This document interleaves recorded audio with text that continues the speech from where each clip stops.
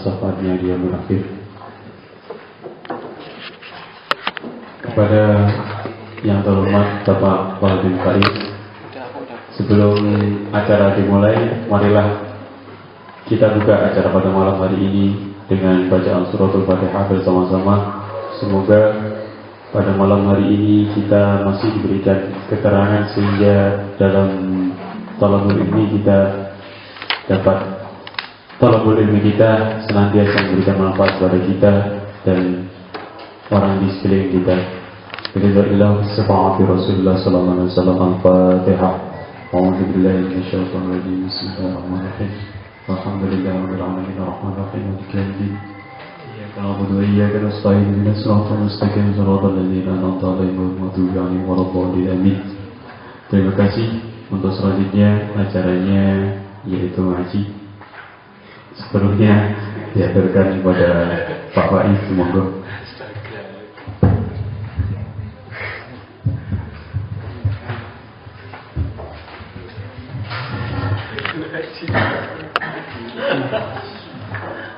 Assalamualaikum warahmatullahi wabarakatuh.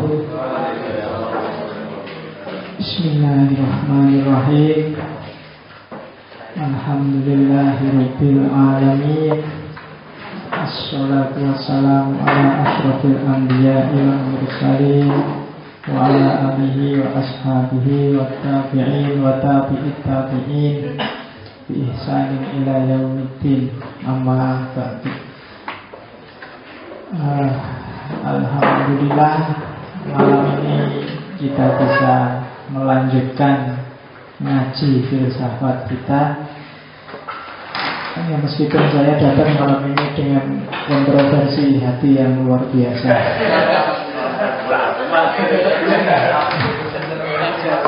Iya, enggak yang bikin kontroversi itu karena detik ini ada bal-bal sepak bola Indonesia melawan Malaysia. Gimana kalau kita ganti aja ngajinya dengan nonton sepak bola? Mantap itu Pak. Iya. Kalau tidak terbayang wajahmu yang semangat belajar, mungkin tak SMS oleh Irfan. Aku pamit ya gitu kan, ya rata lagi. Jadi ya semoga ngaji kita malam ini berkah. Jadi tadi saya keluar rumah sambil melihat ke atas, tidak apa-apa saya berangkat ngaji, cuma Indonesia dimenangin ya. Iya, tapi terus Gusti Allah balas, emangnya kalau nggak menang kamu mau apa? Ya nggak apa-apa ya, cuma minta aja. Oke, karena kalah sama siapa aja boleh, atau jangan sama Malaysia kan gitu sebenarnya. Oke, tidak apa-apa lah, karena saya juga mesti nanti saya membayangkannya, karena jangan banyak yang nggak datang ya. Tapi setelah saya pikir biasanya peserta ngaji itu banyak yang labil ekonomi, jadi mesti tertolong. Lumayan ada hati bakar sama anggar. Oke, hari ini kita mulai masuk ke tema baru. Kalau sebelumnya sesi-sesi 12 pertemuan sebelumnya kita sudah ngomong tentang epistemologi, kemudian logika, kemudian hermeneutika. Hari ini kita masuk ke yang agak sophisticated. Disinilah nanti kalian ketemu pemikiran-pemikiran para filosof. Meskipun nanti kita tidak akan masuk ke satu demi satu tokoh, kita akan masuk secara umum, kemudian kita lihat isu-isu besarnya.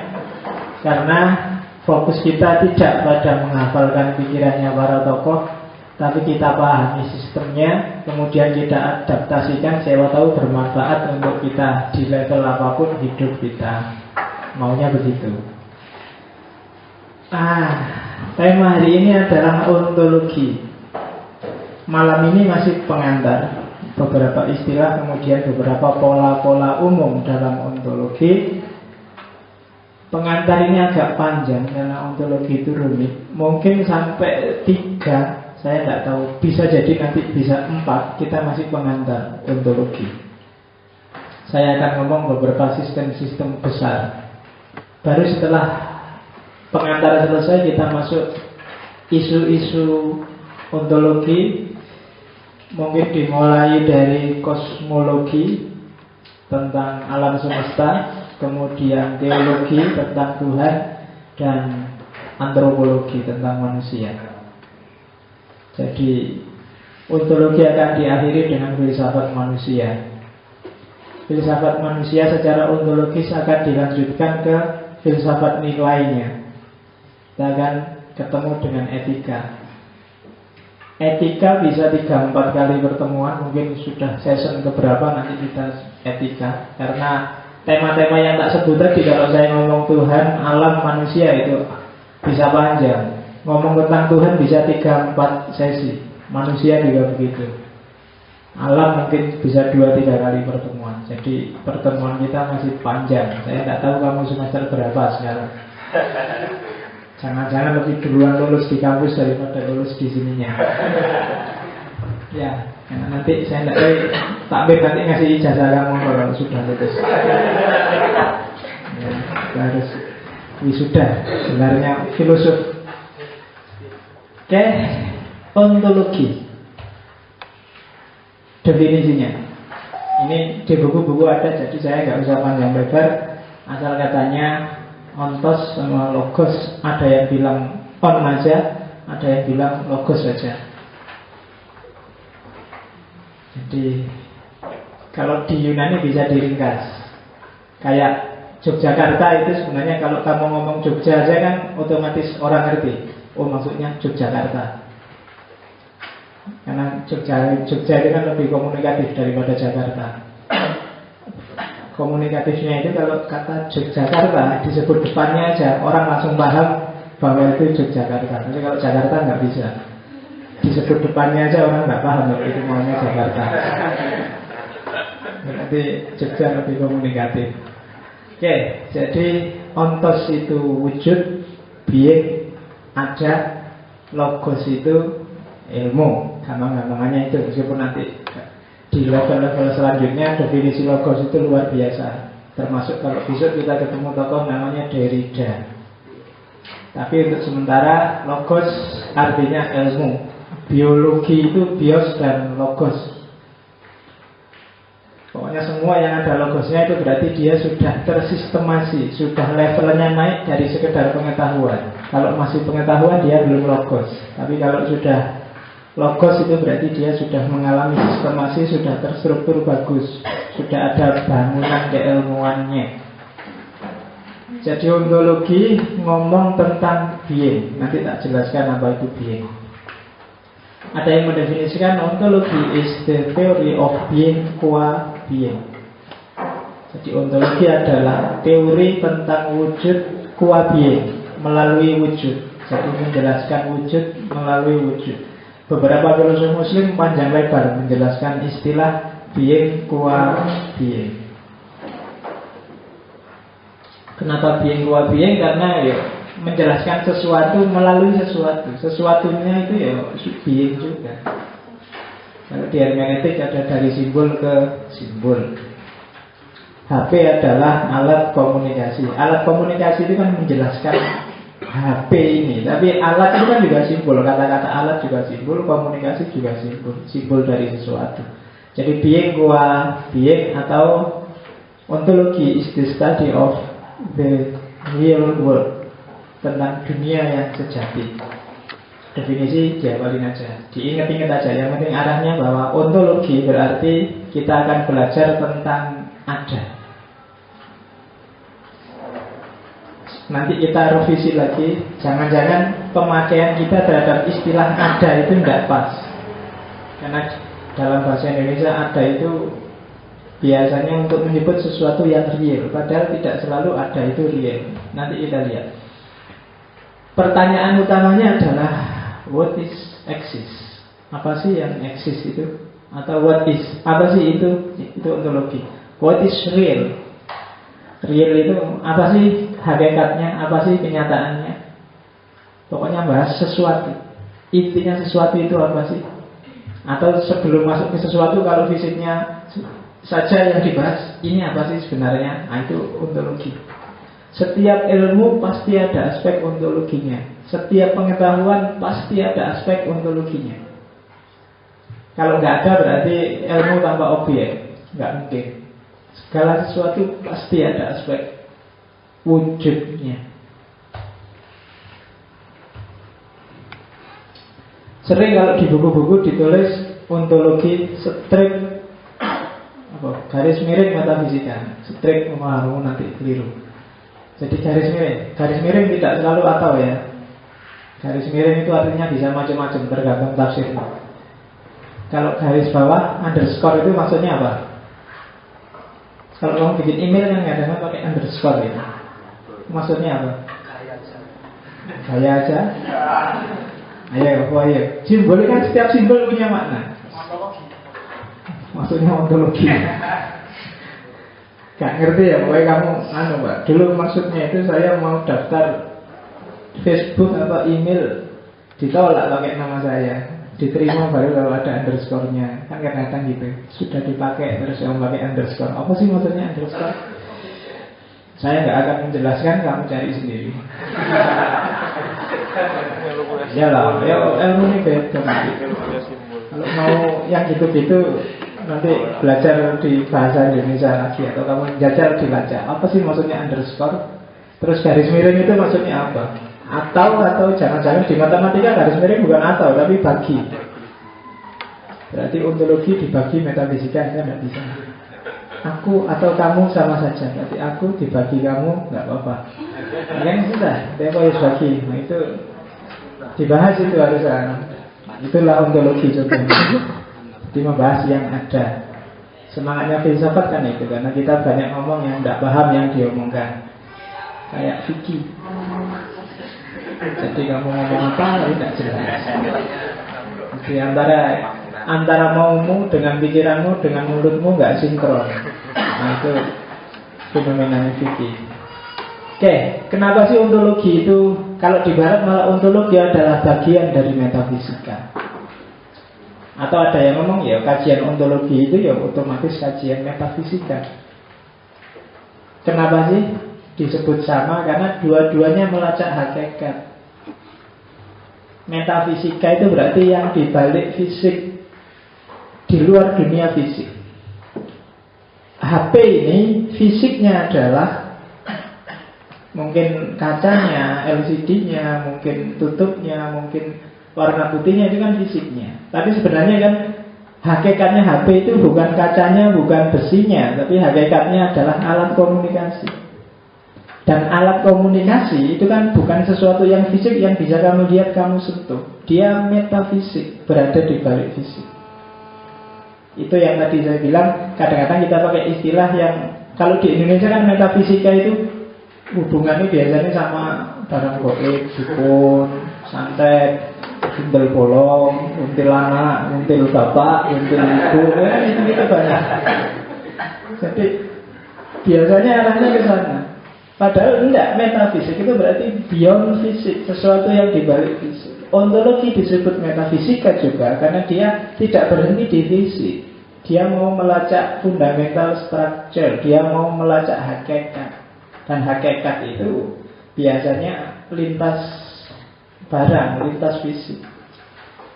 Kayak kamu manusia misalnya, apa sih hakikatnya manusia? Kan kamu bilang hakikatnya manusia adalah makhluk rasional. Makhluk itu biasanya di balik fisik. Nah, oleh karena itu sering disebut ontologi strip metafisika. Begitu kamu ngomong ontologi, kajian tentang realitas, kamu kan nggak cuma deskripsi, tapi mencari relasi, mencari hakikat, mencari kausalitas, dan semua itu sifatnya metafisik. Jadi metafisik tidak selalu barang goib. Dan barang goib pun ya definisimu kan kadang-kadang goib itu mesti setan-setan. Enggak, goib itu kan kalau bahasa Arab sesuatu yang kamu tidak tahu itu goib. Misalnya di mana, di daerah Gamping sana ada bakmi enak, namanya bakmi nyemek misalnya. Nah, bagi kamu yang tahu itu real, konkret. Tapi bagi yang nggak tahu kan itu barang goib. Nggak ngerti saya Pak, terlintas di kepala aja enggak. Dengar namanya aja baru tadi, itu kan goib namanya. Jadi jangan susah kamu, ayo nyari barang goib yuk. Ya barang goib gampang. Yang belum kamu tahu carilah jadi itu goib. Sekarang jadi nggak goib lagi. Jadi kalau tuyul itu sudah bisa kamu lihat, dia sudah nggak goib lagi. Jadi hantu itu kalau sudah kelihatan, sekarang hantunya nggak goib, dia sudah real, konkret bisa dilihat. Dan kalau dia bisa dilihat berarti sudah nggak goib, kan gitu logikanya. Jadi jangan heran kalau di setiap buku-buku ontologi pasti ontologi strip fisika. Metafisika. Metafisika berarti sesuatu yang sudah melampaui fisik. Kenapa sih ontologi penting? Karena ini tak petelin dari tulisanku zaman S1 itu. Saya S1 berarti sekitar tahun 93-an. Jadi kamu mungkin belum lahir 93. Iya. Jadi ya meskipun dari sisi wajah mungkin saya lahirnya 2008 gitu. Kamu makanya jangan boros-boros. Ya ini gitu lah. Kalau punya wajah itu jangan diboros-boros kan. Oke, jadi kenapa sih orang harus ini penting belajar ontologi? Karena persepsimu terhadap realitas, pemahamanmu terhadap realitas itu kadang menentukan relasi sosial, menentukan fenomena sejarah, menentukan fakta sehari-hari. Berbeda persepsi itu bisa jadi debat, bisa jadi melanggar hukum, bisa jadi perang, bisa ada penghancuran budaya, bisa kamu cuma buang-buang waktu, bahkan bisa bikin kamu stres. Persepsi menentukan. Bagi yang punya persepsi misalnya gitu, realitas apa yang simpel aja ya kamu. Realitas kuliah. Bagi yang menganggap kuliah itu mencari ilmu, dengan yang menganggap kuliah itu mencari ijazah, itu cara dia menyikapi kuliah pasti beda. Bagi yang mencari ijazah ya sepenting nggak lulus dapat ijazah. Bagi yang cari ilmu ya gimana caranya ilmu dia dapat, meskipun langka hari ini kuliah cari ilmu itu. Kalau ditanya kok kuliah kan cari ilmu, enggak Pak. Ilmu itu sudah banyak di buku-buku Pak. Buat apa saya cari lagi? Sudah ada, sudah ketemu sejak lama. Cuma saya belum paham gitu aja. Jadi ya, itu coba dicek. Banyak peristiwa clash karena beda pemahaman terhadap realitas. Persepsi orang Indonesia tentang pacar dengan persepsi orang Barat tentang pacar mungkin beda, atau persepsinya orang Islam tentang pacar pasti beda. Ketika itu ketemu mungkin bisa debat, bisa berselisih. DPR itu apa sih? Definisinya mesti beda-beda.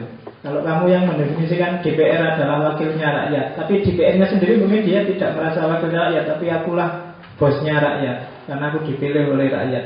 Beda definisinya itu sudah menentukan perilaku. Bisa perang. Kan perang dunia kedua itu awal mulanya ada di antaranya urusan para pangeran dari beberapa negara di Eropa yang merebutkan perempuan dan seterusnya. Beda persepsi tentang realitas. Bisa penghancuran budaya. Persepsimu tentang ini budaya maju, ini budaya mundur. Oh itu realitas kan. Cara memahami realitas. Orang Barat dulu menganggap Indonesia ini budayanya mundur, budaya terbelakang. Sementara Barat lah yang maju. Maka untuk bisa maju kita harus dibaratkan. Budaya lama dihancurkan diganti budaya baru. Atau mungkin orang-orang kelompok tertentu menganggap Indonesia ini negara kafir, harus diislamkan lagi. Persepsi tentang realitas. Meskipun enggak lah, Islam itu kan enggak harus gitu ya, tapi Islam itu gini. Satu, persepsi Islam model A. Dua, persepsi Islam model B. Maka ontologi penting. Manusia itu apa sih menurut kamu? Oh, itu nanti menentukan juga. Masjid itu apa sih menurut kamu? Menentukan juga. Persepsi orang tentang masjid, misalnya persepsi orang A dengan orang B bisa beda-beda. Kenapa di masjid ini bisa ada acara macam-macam sementara di yang lain nggak ada? Itu kan persepsi tentang masjid. Itu ontologi kuncinya. Oke, kadang-kadang juga persepsi bikin kamu salah. Persepsi bikin buang-buang waktu, buang uang, buang tenaga, buang energi.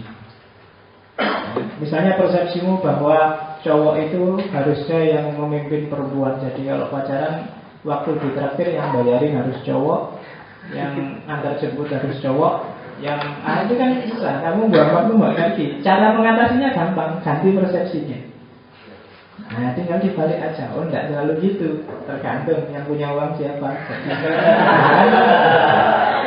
Loh iya, urusan bayar membayari itu yang punya uang siapa, urusan jemput menjemput yang punya motor siapa, kan gitu. Enggak ada urusan dengan cowok dan tidak cowok. Itu kan ganti persepsinya sudah.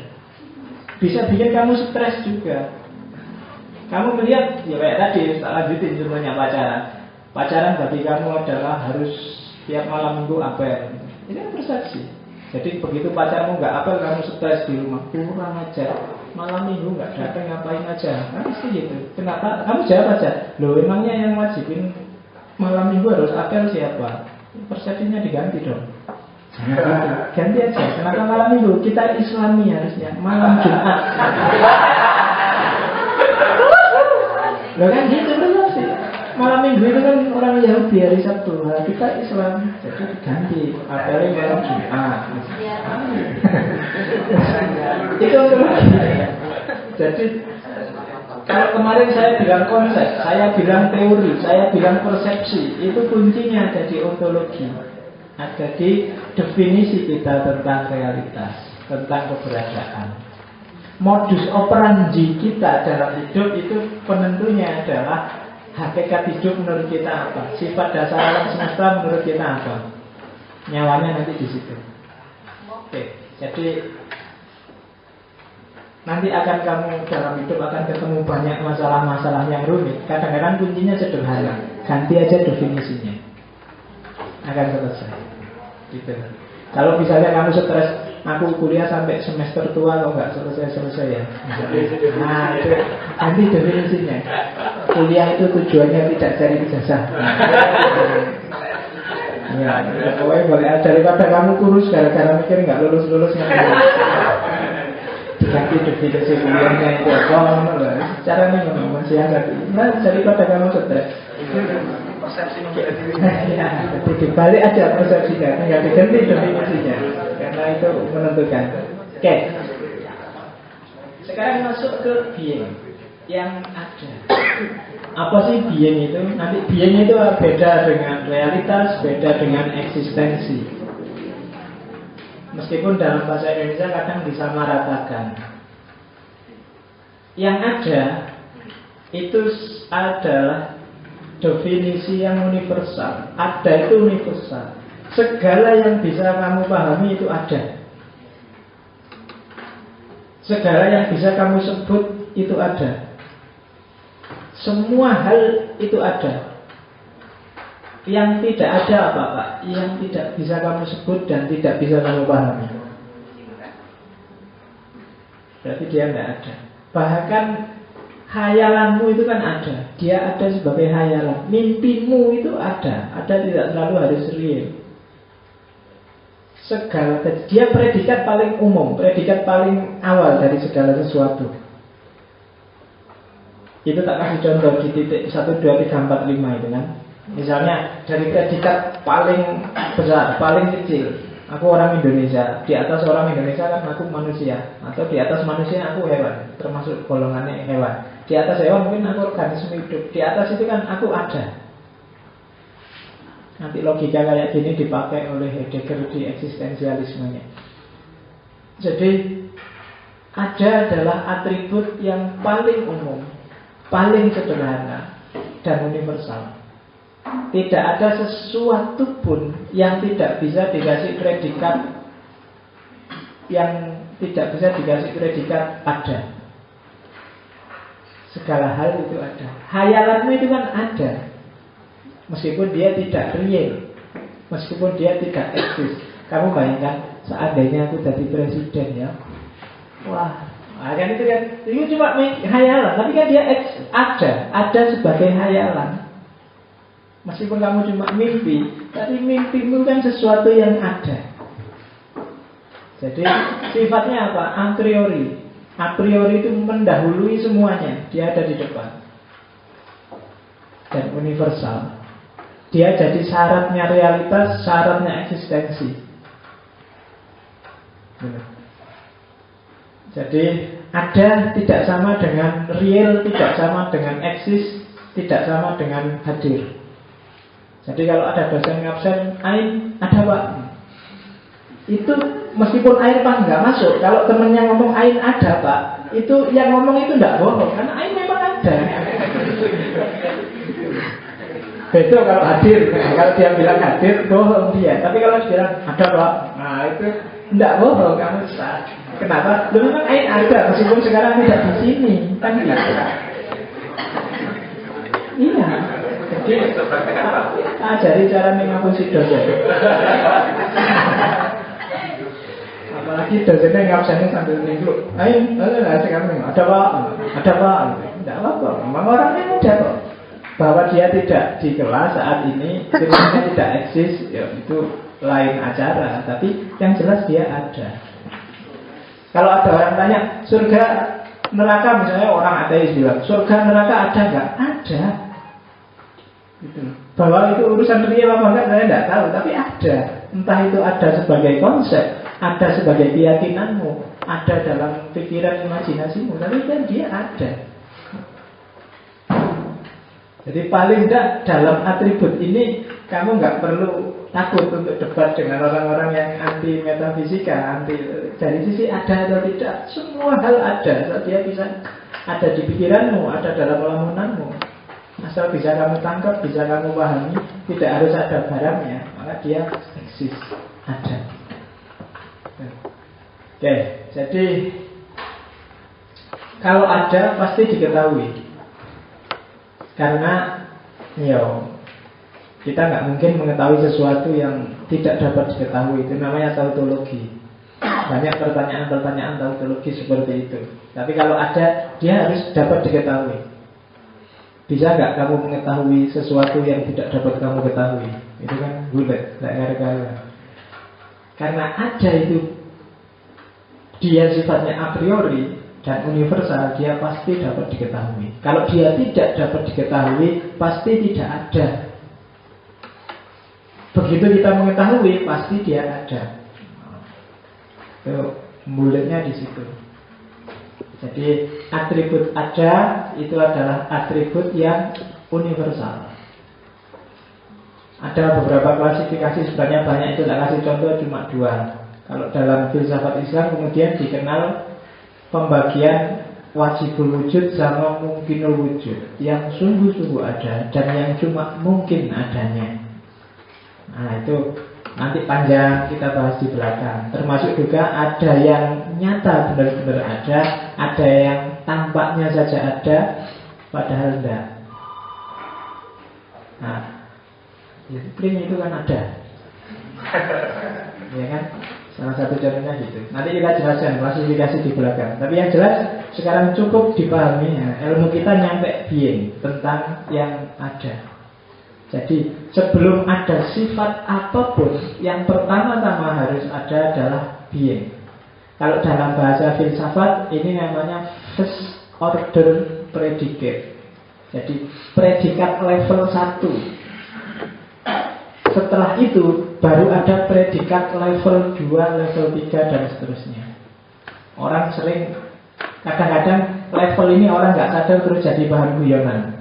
Kayak gimana kriteria pacar yang kamu ketahui, yang paling ingin kamu inginkan? Ya saya ingin yang rambutnya panjang, kulitnya putih, yang terus kalau kamu gimana? Saya ingin yang ada saja lah. Nah, kan ada yang kayak gitu. Itu seolah-olah lebih cerdas yang ditanya kedua ini, tapi sebenarnya dia tidak cerdas. Kenapa? Karena yang ditanyakan bukan first order. Ketika saya tanya kriteria pacar yang kamu inginkan, ya mesti aja yang ada. Ada itu first ordernya. Saya mau tanya level keduanya, second order predikatnya, predikat level selanjutnya. Saya mau cari yang cakep, yang mana, yang kamu, saya nyari yang hidup aja lah. Nah, itu kan beda level sudah gitu. Jadi predikat pun ada level-levelnya. Jangan salah. Seolah-olah yang bilang yang ada aja Pak itu lebih pintar, tapi sebenarnya lebih bodoh dia. Arahnya tidak ke situ pertanyaannya. Yang ditanyakan adalah predikat level kedua. Nah itu level, bukan level beingnya, tapi level atributnya. Jadi ontologi berarti dia karena ada, meliputi segala hal, sifatnya umum dan universal, Maka ontologi nanti membahas segala yang ada, termasuk Tuhan, termasuk kosmos, alam, dan termasuk manusia. Jadi semua ilmu berarti dibahas juga. Itu yang kemudian zaman dulu disebut filsafat, itu induknya semua ilmu. Karena filsafat tidak sibuk dengan rincian detail, tapi dia masuk ke hakikat terdalam. Jadi tidak melihat detail siji, yang satu punya kumis, satu nggak punya kumis, satu punya brewok, satu nggak punya brewok, tapi dilihat dimensi umumnya, baik di level yang bawah maupun di level paling atas, paling nggak di level ada, di level being. Jadi kamu bisa bilang saya sama Primus apa sama Sopola yang cakep-cakep itu kembar sebenarnya. Kita punya sifat dan punya karakter yang sama. Paling tidak kita sama-sama ada, levelnya sama. Jadi kamu bisa kalau saya sama Nabi Muhammad itu sebenarnya sama aja, sama-sama ada di level ini, di level being yang paling dasar. Semuanya masuk kategori ada. Nah, di atas ada itu ada level realitas, real dan tidak real. Itu beda lagi. Kalau realitas itu adalah ada yang sifatnya konkret, itu realitas. Realitas itu kenyataan, tapi di atas kenyataan ada kenampakan. Jadi kadang-kadang harus dibedakan realitas dengan tampaknya. Jadi kalau tadi level paling dasar dari wujud adalah karakter ada, di atas ada adalah realitas, sesuatu yang real. Jadi mimpiku itu ada, tapi dia tidak real. Lamunanku itu ada, tapi dia tidak real. Jadi di atas ada level reality, realitas. Dan di balik realitas, hati-hati dengan jebakan. Saya susah menerjemahkan bahasa Indonesianya, tapi tak terjemahkan kenampakan. Ketika kamu memahami realitas, kadang-kadang yang tampak itu tidak menggambarkan realitas yang sebenarnya. Itu namanya kenampakan. Pensil kalau dimasukkan air, ini kan contoh paling klasik sejak kamu SD juga dikasih contoh ini. Itu real, nyata. Cuma di matamu pensil ini yang realnya lurus, tapi di matamu dia tampak bengkok.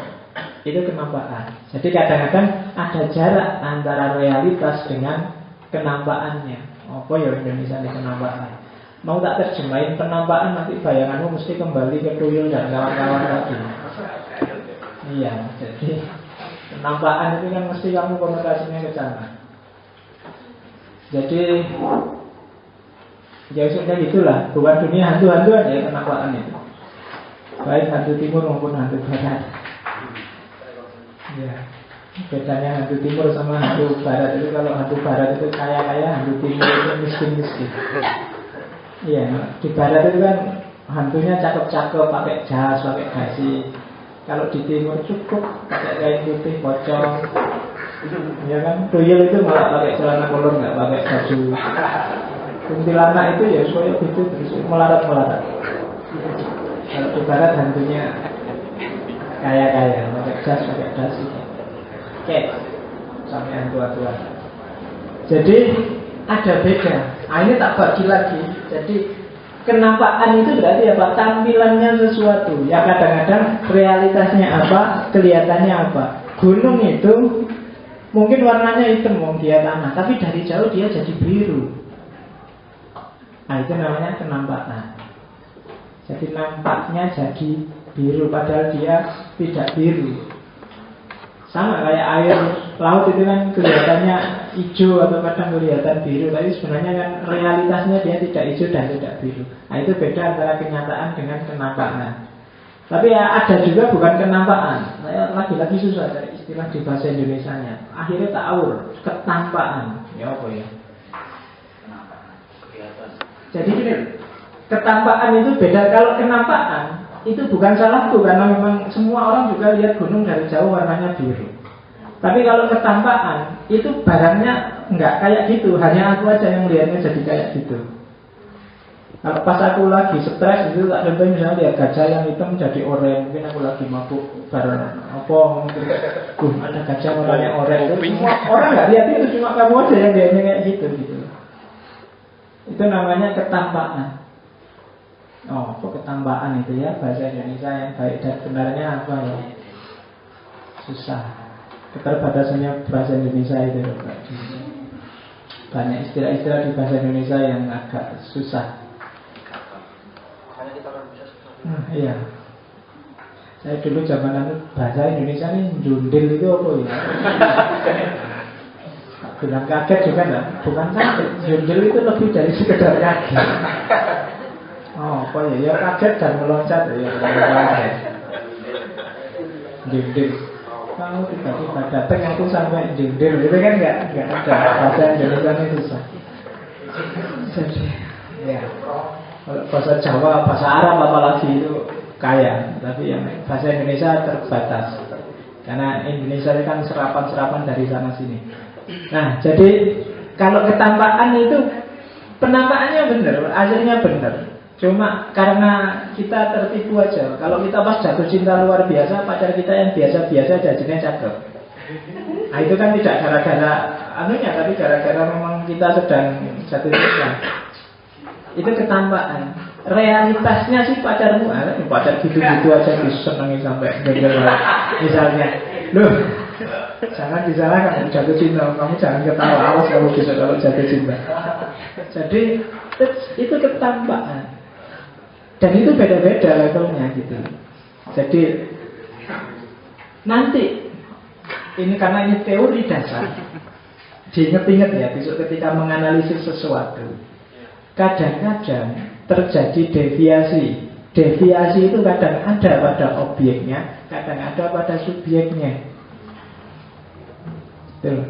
Ya, yang pada objeknya ya kayak, padahal realitasnya mungkin tidak begitu. Kayak pensil tadi loh, dia masuk ke air, dia jadinya terlihat jadi bengkok, padahal realnya dia tidak bengkok.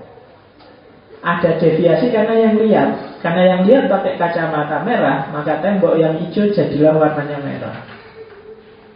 Nah, itu dalam persepsi, dalam analisis ini penting. Kadang-kadang persepsi peneliti menentukan objek yang diteliti.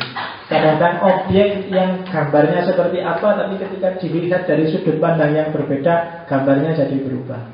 Nah, itu kenampaan dan ketampaan. Kalau mau masuk ke hakikat, masuklah ke kenyataan. Kalau mau masuk lebih dalam lagi, jangan cuma berhenti di kenyataan yang real, tapi masuklah ke hakikat yang lebih dalam. Nanti masuk namanya esensi. Nah, kalau kenyataan, ujiannya ya pengalaman. Nyata atau tidak nyata, itu adanya dalam pengalaman. Pengalaman berarti apa? Dia harus bisa diakses oleh panca indera. Jadi yang metafisika tadi bisa tidak disebut real, tidak disebut realitas.